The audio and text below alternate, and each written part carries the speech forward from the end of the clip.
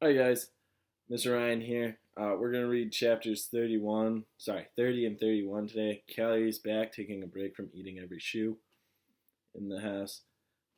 She'll get right back to it. Um, Chapter 30, page 56. The next day was Zigzag's birthday, or so he said. Zigzag lay in his cot as everyone headed outside. I get to sleep in 'cause my birthday. Then a little while later, he cut into breakfast line just in front of Squid. Squid told him to go to the end of the line. Hey, it's my birthday, Zigzag said, staying where he was. It's not your birthday, said Magnet, who was standing behind Squid. It is too, said Zigzag. July 8th. Stanley was behind Magnet. He didn't know what day of the week it was, let alone the date. It could have been July 8th, but how would Zigzag know? He tried to figure out how long it had been at Camp Green Lake, if indeed it was July 8th. I came here on May 24th, he said aloud, so that means I've been here 46 days, said Zero. Stanley was trying to remember how many days there were in May and June. He looked at Zero. He'd learned not to doubt him when it came to math. 46 days. Felt more like 1,000.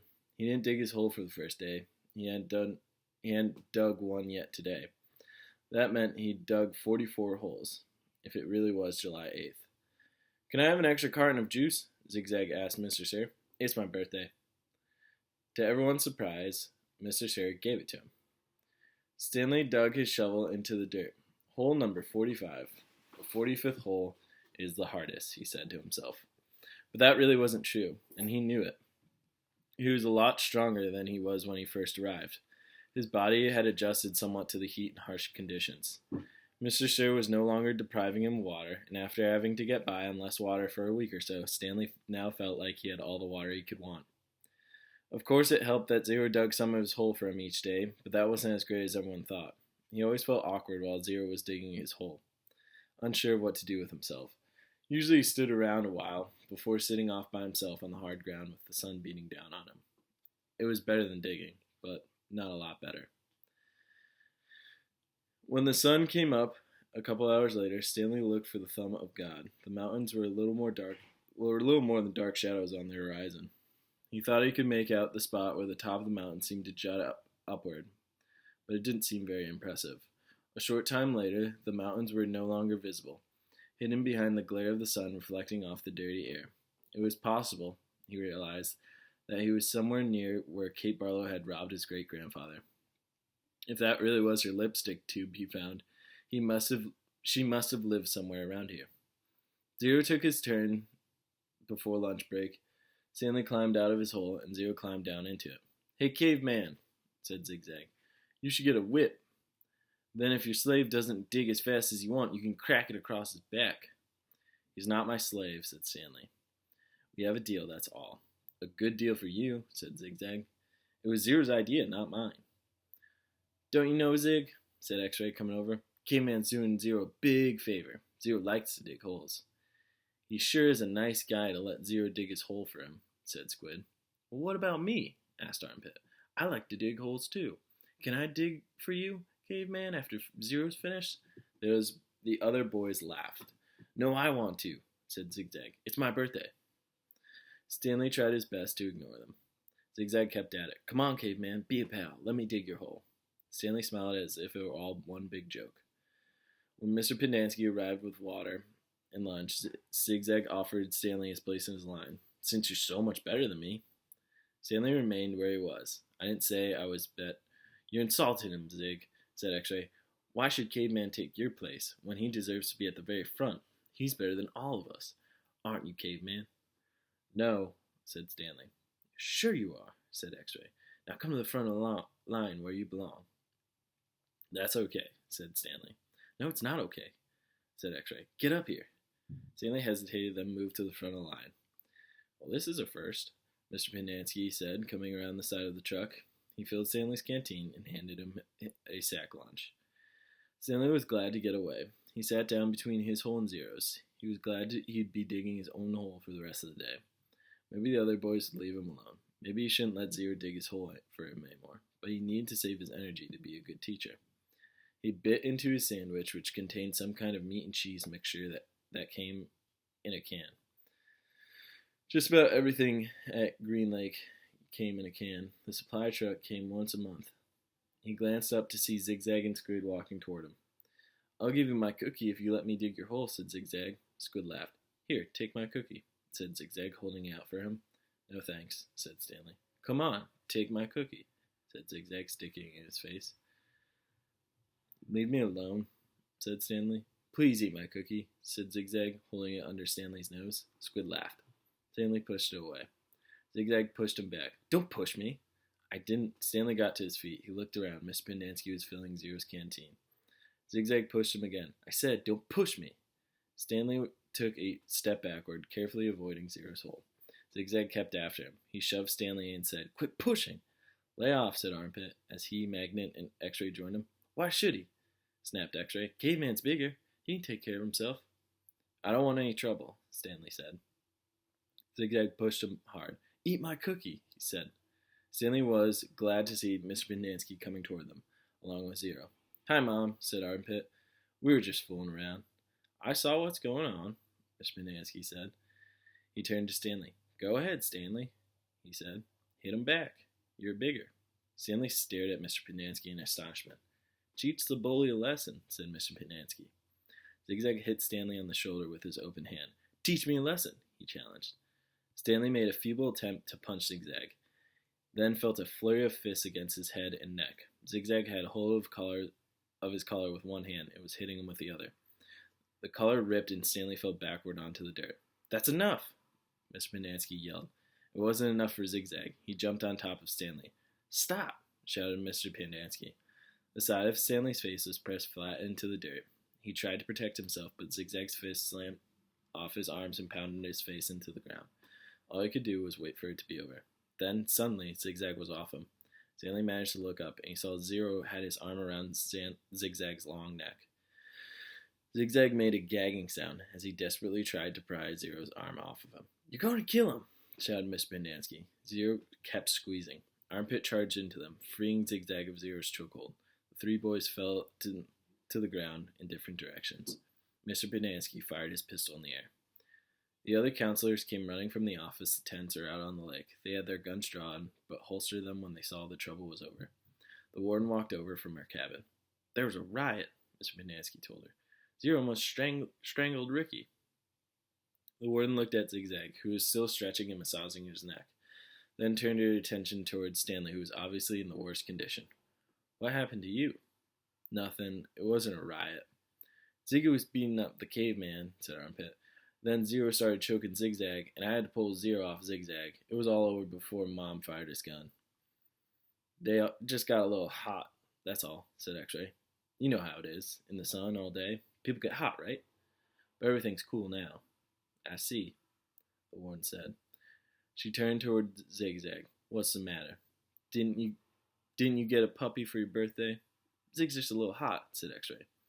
Out in the sun all day? You know how it is. The blood starts to boil. Is that what happened, Zigzag? Asked the warden. Yeah, said Zigzag, like X-Ray said. Working so hard in the hot sun, while Caveman just sits around doing nothing, my blood boiled. Excuse me? Said the warden. Caveman digs his hole just like everyone else.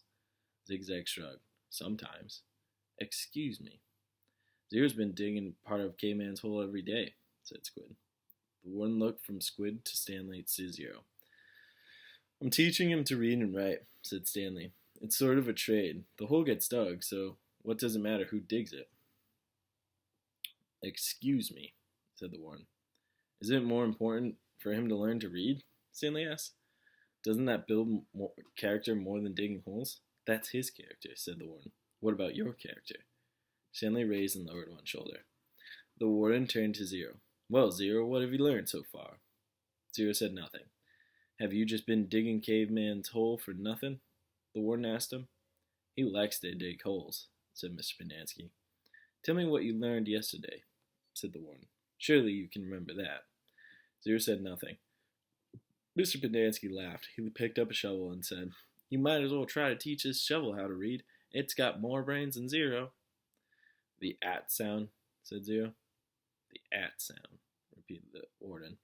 Well, tell me, what does C-A-T spell? Zero glanced around uneasily. Stanley knew he knew the answer. Zero just didn't like answering questions. Cat, Zero said. Mr. Pendanski clapped his hands. Bravo! Bravo! The boy's a genius. F-A-T, asked the warden. Zero thought for a moment. Stanley hadn't taught him the F sound yet. F, Zero whispered. F-at. Fat. What about H-A-T? Asked the warden. Stanley hadn't taught him the H sound either. Zero concentrated hard, then said chat. All the counselors laughed. He's a genius, all right, said Mr. Pendanski. He's so stupid he doesn't even know he's stupid. Stanley didn't know why Mr. Pendanski seemed to have it in for Zero. If Mr. Pendanski only thought about it, he'd realize it was very logical for Zero to think the letter H made the ch sound. Okay, from now on, I don't want anyone digging anyone else's holes, said the warden, and no more reading lessons. I'm not digging another hole, said Zero. Good, said the warden. She turned to Stanley. You know why you're digging holes? Because it's good for you. It teaches you a lesson. If Zero digs your hole for you, then you're not learning your lesson, are you? I guess not, Stanley mumbled. Although he knew they weren't just digging to learn a lesson, she was looking for something that belonged to Kiss and Kate Barlow. Why can't I dig my own hole, but teach Zero to read? He asked. What's wrong with that? I'll tell you what's wrong with that, the warden said. It leads to trouble. Zero almost killed Zigzag. It causes him stress, said Mr. Pendanski. I know you mean well, Stanley, but face it, Zero's too stupid to read. That's what makes his blood boil, not the hot sun. I'm not digging another hole, said Zero. Mr. Pendanski handed him the shovel. Here, take it, Zero. It's all you'll ever be good for. Zero took the shovel, then swung it like a baseball bat. The metal blade smashed across Mr. Pendanski's face. His knees crumpled beneath him. He was unconscious before he hit the ground. The counselors all drew their guns. Zero held the shovel out in front of him, as if he was going to try and bat away the bullets. I hate digging holes, he said, then slowly backed away. Don't shoot him, said the warden. He can't go anywhere. The last thing we need is an investigation. Zero kept backing up, out past the cluster of holes the boys had been digging, then farther and farther out onto the lake. He's going to have to come back for water, the warden said. Stanley noticed Zero's canteen lying on the ground near his hole, and a couple of counselors helped Mr. Pendanski to his feet and into the truck. Stanley looked out to Zero, but he disappeared into the haze. The warden ordered the counselors to take turns guarding the shower room and rec room all day and all night. They were not to let Zero drink any water. When he returned, he would be brought directly to her. She examined her fingernails and said, It's almost time for me to paint my nails again. Before she left, she told the 6 remaining members of Group D she still expected 7 holes. Chapter 31. Stanley angrily dug his shovel into the dirt. He was angry at everyone. Mr. Pendanski, the warden, Zigzag, X-Ray, and his no-good, dirty, rotten, pig-stealing great-great-grandfather. But mostly he was angry at himself. He knew he never should have let Zero dig part of his hole for him. He still could have taught him to read. If Zero could dig all day and still have the strength to learn, then he would be able to dig all day and still have the strength to teach. What should he do, he thought. What he should do, he thought, was go after Zero, but he didn't. None of the others helped dig Zero's hole, and he didn't expect them to. Zero had been helping him dig his hole. Now he had to dig Zero's. He remained out on the lake, digging during the hottest part of the day, long after everyone else had gone in. He kept an eye out for Zero, but Zero didn't come back. It would have been easy to go out after Zero. There was nobody stopping him, but he kept thinking that's what he should do. Maybe they could climb to the top of the Big Thumb, if it wasn't too far away, and if it really was the same place where his great-grandfather found refuge, and if, after 100 years or so, the water was still there. Didn't seem likely. Not when an entire lake had gone dry. And if they didn't find refuge on Big Thumb, he thought, they'd still have to come back here eventually. Then they'd both have to face the warden and her rattlesnake fingers. Instead, he came up with a better idea. Although he didn't have it quite figured out yet. He thought maybe he could make a deal with the warden. He'd tell her where he found the gold tube if she wouldn't scratch Zero. He wasn't sure he'd make this deal without getting himself in deeper trouble. She might just say, "Tell me where you found it, or I'll scratch you too." Plus, it would mean X-Ray would get in trouble too. She'd probably scratch him up as well. X-Ray would be out to get him for the next 16 months.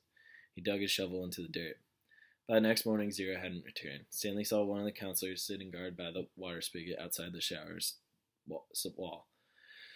Mr. Manansky had 2 black eyes and a bandage over his nose. "I always knew he was stupid," Stanley heard him say. Stanley was required to dig only one hole the next day. As he dug, he kept a constant watch out for Zero, but he never saw him. Once again, he considered going out on the lake to look for him, but he began to realize that it was already too late. His only hope was that Zero had found God's thumb on his own. It wasn't impossible. His great-grandfather had found it. For some reason, his great-grandfather had the urge to climb to the top of the mountain. Maybe Zero would feel that same urge, if it was the same mountain, if water was still there. He tried to convince himself that it wasn't impossible. There had been a storm just a few days ago. Maybe Big Thumb was actually some kind of natural water tower that caught and stored the rain. It wasn't impossible. He returned to his tent to find the warden, Mr. Sir, and Mr. Panansky all waiting for him. "Have you seen Zero?" the warden asked him. "No. No sign of him at all?" "No." "Do you have any idea where he went?" "No." You're not doing him any favors. You're not doing him any favors if you're lying," said Mr. Sir. "He can't have survived out there for more than a day or two." "I don't know where he is."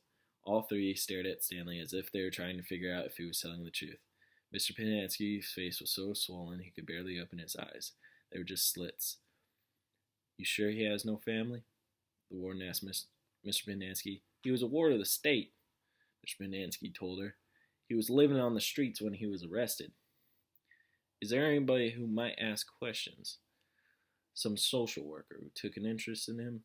"He had nobody," said Mr. Panansky. "He was nobody." The warden thought for a moment.